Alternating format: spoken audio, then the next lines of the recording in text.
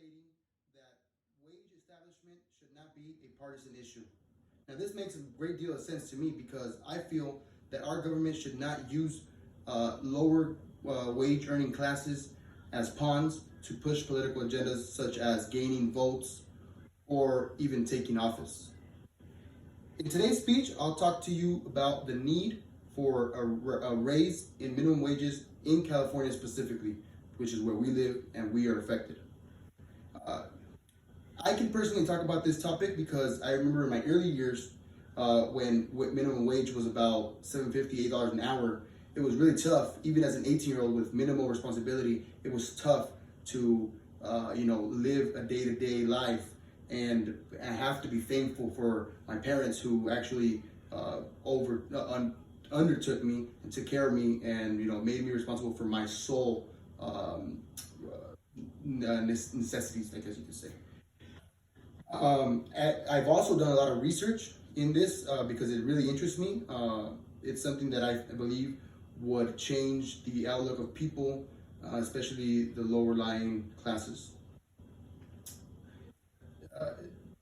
My first point, we'll talk about the need for a raise in minimum wage. My second point, we'll talk about the plan that I am going to propose for the government to raise our minimum wages. And third and final point will be about the benefits or the visualization of what the future could be like for all of us if we had higher wages. So let's get into my first point, because who doesn't need more bang for their buck, right? So in California, there's a widespread need for raises in minimum wage, and the biggest indicator of this is the poverty line. The U.S. Census Bureau in 2019 reported that in California, about 19% of the citizens were either at the poverty line or below the poverty line, which is pretty alarming. I mean, it's 1/5 of your population. By raising the minimum wage, you're definitely going to help the people that are at the line move up, and the people at the bottom move up and have better outlook on life. Another reason why it's needed all across California is because families are struggling to live a day-to-day life and provide the resources that they need for their children, for their elderly, or even themselves. Next, we'll talk about my second point, which is the plan that I believe will work. So where does the money wages that we earn come from, right? It comes from the businesses that we work for, whether they're companies, small companies, big companies, corporations, restaurants, fast food, drive-thrus, whatever it is, that's a business. And that business, at the end of the day, is taxed by the government. So my proposal is to allow businesses, or actually force businesses, to raise the minimum wage and pay higher wages. And one way that this could be alleviated is by the government reducing their fees. The government has a big hand in business pockets when it comes to revenue taxes at the end of the year. If the government alleviated businesses by cutting their end of year taxes, then they could use that money to give to the employees who need it to take home. One way we can roll this plan out is we would have to raise the minimum wage to about $16 an hour. In my research, that shows that that's about the threshold of where we should be for a healthy economy and to help the lower lying classes. $16 an hour, we are currently at, I believe, $13 an hour. So by 2022, we could raise the minimum wage by $1.50 each year, helping the businesses acclimate to the change and not giving such a vast, drastic change to businesses, and letting them, feel the difference and know how they have to move forward.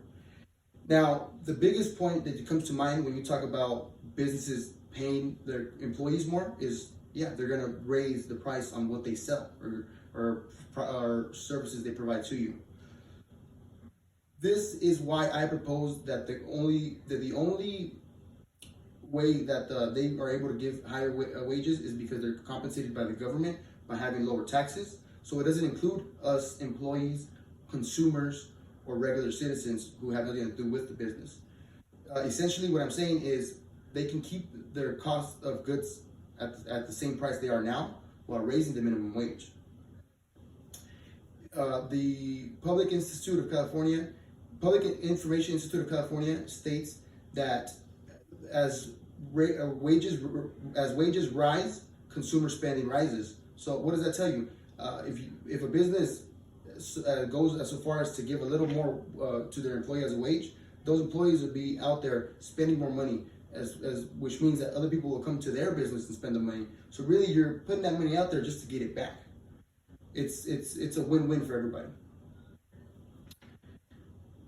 My third and final point is going to talk about the visualization. I mean, I've already told you about why we need it. It's obvious. Secondly, we talked about what the plan was, and it was really simple because it just includes the exchange between the government and the businesses. It has nothing to do with consumers and nothing to do with employees. It doesn't affect us. My final point, like I said, will be about the visualization. Now think about it. If you had more money at the end of the month, what could you do? You could possibly invest in your own business, save more, get your kids those things that they need for school, for summer vacation, for whatever the cause may be. Think about all the people that have to tell their kids, no, we're only going to eat 2 meals today, or 1 meal. It's a pill that's hard to swallow, but it does happen.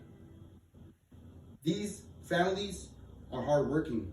Studies show that 78% of people below the poverty line have at least one working adult in the household, which means they're out there working. I mean, contrary to popular belief, they're not just at home collecting welfare, collecting food stamps. It'd be hard to imagine for them just to live on that. I mean, it does happen, but it's not common. We would also help those people living off of just welfare, just food stamps, to be incentivized to get to work. You know, they're paying more now, so get out there and get to work. You get more money in your pocket. As well as studies have also shown that when employees are happy with their wages, they work harder, they work smarter, and they are incentivized to be at work. Finally, in conclusion, I would like to talk about why this is going to be a great move. I mean, think about it. It's all around a great idea. It's not going to affect us as employees, as consumers, as citizens. It'll be an exchange between the government and the businesses. That's it.